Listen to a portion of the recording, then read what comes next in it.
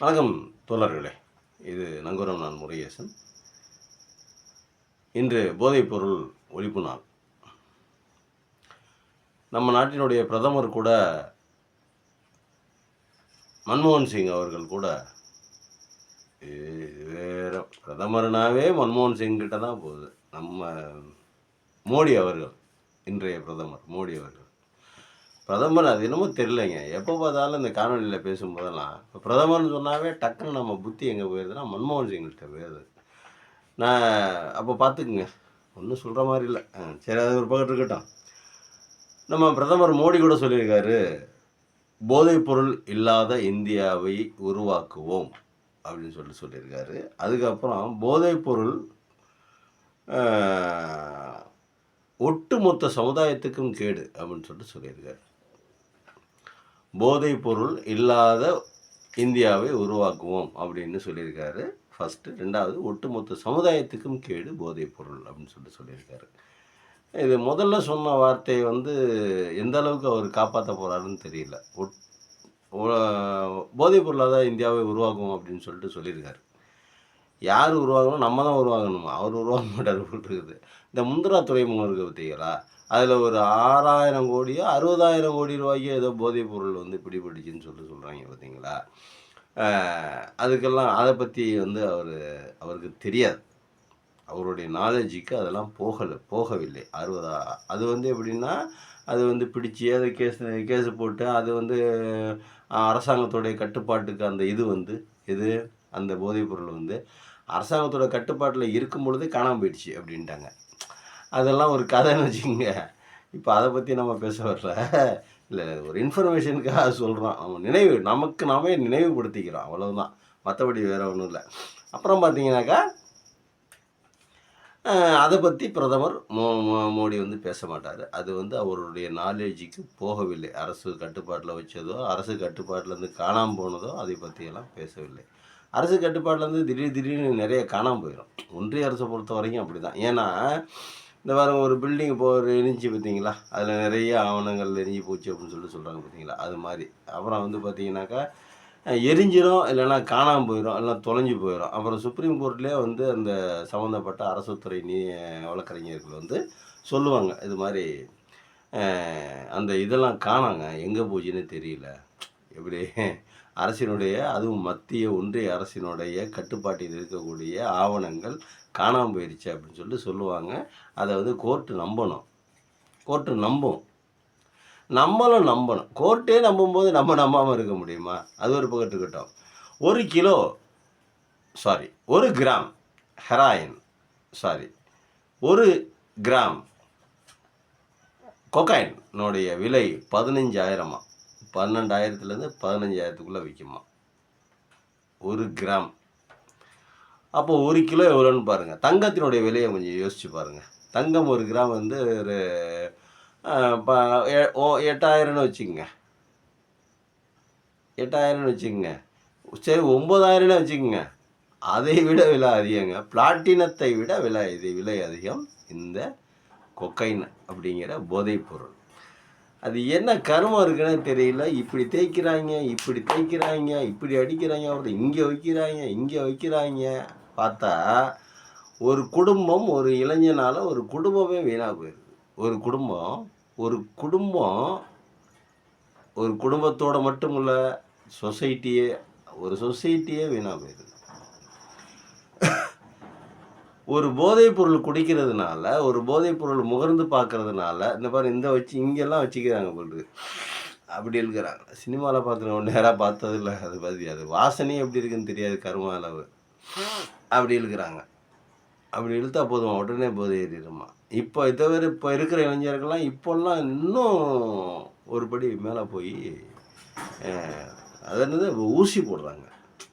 ஒரு சிரிஞ்சி இது வச்சுருக்காங்க, ஒரு மருந்து பாட்டில் வச்சுருக்காங்க. உள்ளார விட்டு ஊசியை இழுத்து அவங்க கையில் அவங்களே போட்டுக்கிறாங்க. அதாவது இப்போ நரம்பு பார்த்து போடுங்கிறதுலாம் ஒன்றும் இல்லை, எங்கே போட்டாலும் போதை ஏறும் போட்டுருக்கு. எப்படி போடுறாங்கன்னு தெரியல, போட்டுக்கிறாங்க, அவங்களே போட்டுக்கிறாங்க. அந்த அளவுக்கு இந்த உலகம் போதைப் பொருளுக்கு அடிமையாகி சிக்கி சீரழிஞ்சு போயிருக்காங்க. கல், சாராயம் இதையெல்லாம் தாண்டி, குடிப்பழக்கத்தை தாண்டி இன்றைக்கு ஊசி கலாச்சாரம் வர வந்துடுச்சு. நம்மளுடைய நெருங்கிய என்னுடைய சொந்தக்காரங்கள்ல ஒரு பையன் 20 வயசோ 21 வயசோ தான் ஒரு பையன் இறந்துட்டாப்புல. அந்த பெத்தவங்களுடைய மனசு, அவர்களுடைய எவ்வளவு கனவு, ஆசை, லட்சியம் அவர்களுடைய அத்தனையும் நொறுங்கி வீணாக போயிடுச்சு. இப்போது நம்ம அந்த பையனை என்னான்னு சொல்லி அவங்களும் எவ்வளவோ சொல்லி திருத்த முயற்சி பண்ணி ஒரு பெற்றவங்க ஒரு ஒரு ஒரு புருஷங்காரன் குடித்து அவன் போதைப் பொருளுக்கு அடிமையாகி அவன் வீணாக போனால் கூட கவலைப்பட மாட்டாங்க. ஆனால் தன்னுடைய மகன் போதைக்கு அடிமையாகிறான் அப்படிங்கிறது எந்த தாய் தகப்பனாலையும் அக்செப்ட் பண்ணிக்கவே முடியாது. ரொம்ப கஷ்டமான ஒரு விஷயம். இப்போ பாருங்கள், நம்ம நடிகர் ஒருத்தருக்கு அரெஸ்ட் பண்ணியிருக்காங்க நம்ம தமிழ்நாட்டில். 40 கிராம் 50 கிராம் இருந்துச்சு. ஒருத்தர் சொல்கிறார் 40 கிராம் இருந்துச்சு, ஒருத்தர் சொல்கிறாங்க 50 கிராம் இருந்துச்சு, ஒருத்தர் சொல்கிறாங்க 25 கிராம் இருந்துச்சு அப்படின்னு. நிறைய காணொலிகளில் நிறைய பேர் நிறைய விதமாக பேசுகிறாங்க. ஒரு கிராம் 15,000 அப்படின்னா சரி கேவலமாக வச்சுங்க, 12,000 வச்சுங்களா, 12,000 நாங்கள் 50 கிராம் என்னங்க ஆச்சு? அப்போ யார் வீட்டு காசு என்னங்க, எப்படிங்க செலவு பண்ணுறது? ஒரு அளவு வேணாமாங்க? அவர்லாம் அந்த நடிகர்லாம், கைது செய்யப்பட்ட நடிகர்லாம் மூளை வலிமை மிக்க நடிகர். அவங்களுக்கு மூளை வலிமை அதிகம். அந்த மாதிரி நடிகர்லாம் பார்த்துங்க எந்த மாதிரிலாம் யூஸ் பண்ணுறாங்க அப்படின்னு சொல்லிட்டு பாருங்கள். ரொம்ப சங்கடமாக இருக்குங்க. இதெல்லாம் வருங்கால சமுதாயம் எப்படி ஆகும்? இப்போ சரி, இந்த அவருக்கு வருமானம் இருக்குது, அவர் பிடிக்கிறாருன்னு வைங்க. இது இன்னும் கீழே இருக்கிறவங்க, அவர் கூட சுற்றிக்கிட்டு இருக்கிறவங்க என்ன பண்ணுவாங்க? ஐயோ, நம்மளும் கொஞ்சம் சாப்பிட்டு பார்க்கலாமே அப்படின்னு, நம்மளும் கொஞ்சம் அதை எடுத்துக்கலாமே, நம்மளும் கொஞ்சம் யூஸ் பண்ணி பார்க்கலாமே அப்படின்னு சொல்லிட்டு யூஸ் பண்ணி பார்த்தா அவருடைய வருமானத்துக்கு அது செட் ஆகுமாங்க? அதெல்லாம் அப்போது மொத்தமும் அதுக்காக அந்த போதைப் பொருளுக்கு அடிமையாயிட்டா அதுக்காக நம்ம என்ன வேணாலும் செய்யலாம், அதை வாங்குவதற்காக நம்ம என்ன வேணாலும் செய்யலாம் அப்படிங்கிற கட்டாயமான சூழ்நிலைக்கு இளைஞர்கள், மனிதர்கள் தள்ளப்படுறாங்க. அது கட்டாயமான சூழ்நிலைக்கு தள்ளப்படும் பொழுது தான் இந்த மாதிரி கெட்ட சமாச்சாரங்கள்லாம் நடக்குது. செயின் இருக்கிறது, தாலி இருக்கிறது, திருடுறது, பிட் பாக்கெட் அடிக்கிறது, கொள்ளை அடிக்கிறது, இதெல்லாம் எதுக்குங்கிறீங்க? இதெல்லாம் அடிமையானவங்களாம் செய்வாங்க. ஒரு கொலை செய்வதற்கு கஞ்சா குடிச்சிட்டு தான் கொலை செய்யணுங்கிற சூழ்நிலைக்கு மனிதன் வந்துட்டான். கஞ்சா குடித்தவன் அந்த வேலையை செய்வான். ஏன் செய்வான்? அவனுடைய மூளைக்கு பூட்டு போடுறான். அவனுடைய மூளையை கொஞ்ச நேரம் அரெஸ்ட் பண்ணி வைக்கிறான். அவனுடைய கண்ட்ரோலில் வச்சுக்கிறான். யாரோட கண்ட்ரோலில்? அவனுடைய கண்ட்ரோலில். அவனுடைய கண்ட்ரோலுங்கிறது என்ன? அந்த கஞ்சா கண்ட்ரோல்.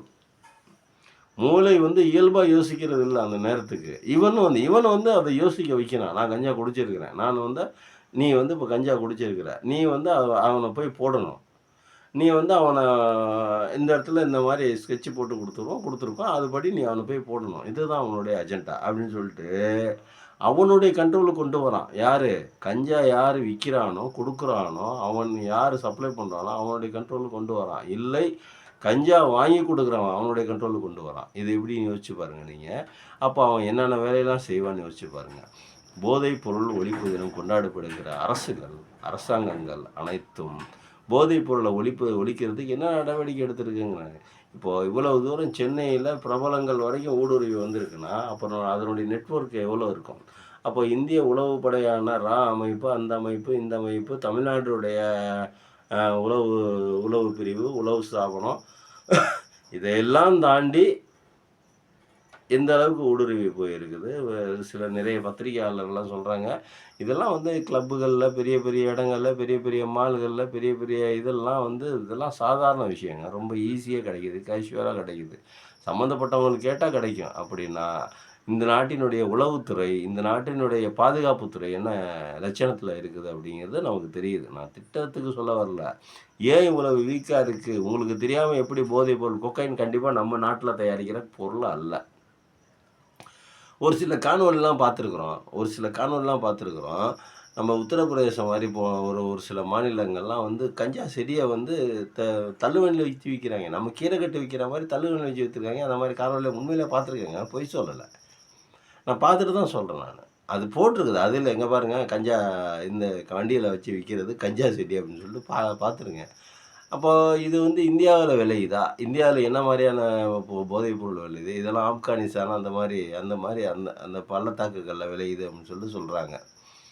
மலை பள்ளத்தாக்குகள்ல விளையுது அப்படின்னு சொல்றாங்க. இந்தியாவுல அது மாரி விளையுதா? விளைஞ்சா அது வந்து இந்த மாரி இவ்வளோ விலை வச்சு விக்க முடியுமா? அது என்ன மாரியான பொருளு? இதெல்லாம் வந்து அரசாங்கத்துக்கு தெரியுங்களா? தெரியாதுங்களா? இந்த இருக்கிற 30 மாநிலத்துக்கு மேல இருக்குது இந்தியாவுல. அதுக்கு மேல இந்திய ஒன்றியம் இருக்குது. ஒவ்வொரு மாநிலத்துக்கும் போலீஸ் படை இருக்குது. ஒவ்வொரு மாநிலத்துக்கும் பாதுகாப்பு படை இருக்குது. உளவுத்துறை இருக்குது. மத்திய ஒன்றியத்துக்கு அமைப்பு இருக்குது. சிபிஐ அமைப்பு இருக்குது. இன்டெலிஜென்ஸ் பியூரோஸ் நெறையா இருக்கு. அ இதையெல்லாம் தாண்டி வெளிநாட்டிலிருந்து போதைப் பொருள் கொண்டாந்து விக்கிறாங்க. ஆனா, இந்திய அரசாங்கம் என்ன சொல்லுது? இந்தியத்தினுடைய தலைமை அமைச்சர், முதன்மை அமைச்சர் என்ன சொல்றாரு? "போதை இல்லாத இந்தியாவை உருவாக்கவும். போதைப் பொருள் நாட்டுக்கு, வீட்டுக்கு அனைத்துக்கும் கேடு. சமுதாயத்திற்கு கேடு" அப்படிங்கிறாரு. அது ஒழிக்கணுங்கிறாரு. அப்போ ஒழிக்கணும்னா அவருடைய அமைப்புகள் அனைத்தும் அவருக்கு ஈடா தானே வேலை செய்யணும். அவருடைய சொல் பேச்சு கேட்டு தானே வேலை செய்யணும். ஏன் கேட்கறதில்ல? எப்படி உள்ள வரும்? ஆப்கானிஸ் உள்ள எப்படி வரும்? உத்தரப்பிரதேசல மாரி ஒரு சில மாநிலங்கள பயிர் பண்றாங்கன்னா, எப்படி பயிர் பண்றாங்க? அரசாங்கத்துக்கு தெரியாம. இதெல்லாம் கேள்வியா இல்லையா? இந்த கேள்வியெல்லாம் கேட்கணுமா இல்லையா? இதுக்கெல்லாம் பதில் எங்க இருக்குது? வருங்கால இந்தியாவினுடைய நிலை என்ன? வருங்கால இளைஞர்களுடைய நிலை என்ன? ஒரு கிராம் 15,000 அப்படின்னா யார் வாங்கி குடிப்பா? வசதி படைத்தவர்கள். அந்த வசதி எப்படி வந்துச்சு? ஏழை மக்களிடமிருந்து அவங்களுக்குன்னு பணம் தனியா அடிச்சு குடுக்குதா அரசாங்கம்? இல்லல்ல. அவங்களுக்குன்னு தனியா பணம் அடிச்சு குடுக்கலல்ல. நம்ம இங்க இருக்கிற நம்ம உழைக்கிற மக்களுடைய பணம் தானே எல்லாமே. அப்ப அந்த காசுக்கெல்லாம் கணக்கு என்ன இருக்குது? பணம் இருந்தா எது வேணாலும் செய்யலாம் அப்படிங்கிற மாரி சூழ்நிலைக்கு வந்துருதா?